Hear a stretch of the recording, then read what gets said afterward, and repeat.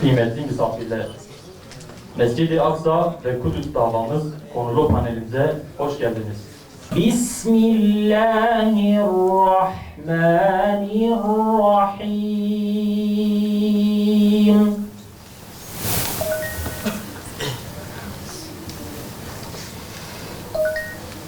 Subhanellezî esrâ bi'abdihi leylen minel mescidil haram. Maalesef İsrail bütün dünyanın gözü önünde insan haklarını yok sayarak çoluk çocuk, bebek, yaşlı, kadın demeden sivillerin üzerine bombalar yağdırıyor ve her geçen gün bu şiddetini arttırarak devam ettiriyor. Ahmet Yasin ümmeti Allah'a şikayet etmiş, mektup yazmış.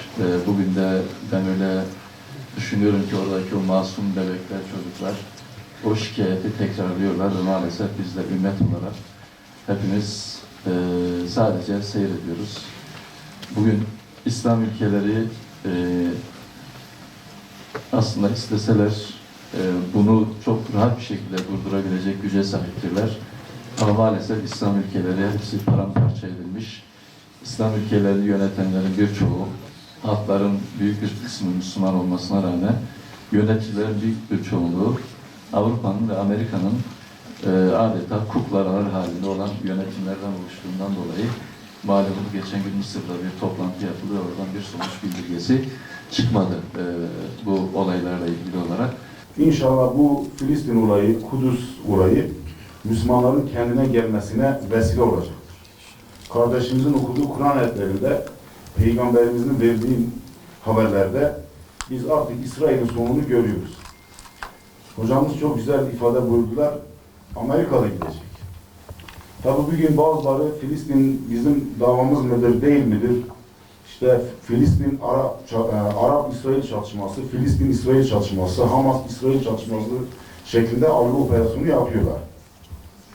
Bunların algı operasyonunun temel hedefi Filistin davasını, Mescid-i Aksa davasını, Kudüs davasını küçültmek, dar bir alana getirmek ve bütün Müslümanların davası olmaktan çıkarmak, sadece işte milliyetçilikle, bölgeselcilikle irtibatlandırarak Müslümanların ilgi ve alakasını, desteğini çekmektir. İnne ba'del muslimîne l-yevm yu'inuhum ba'dul murcifîne vel muthebbitīne vel munâfikîn يتساءلون عن الجدوى مما فعلته المقاومة في غزة منذ أيام.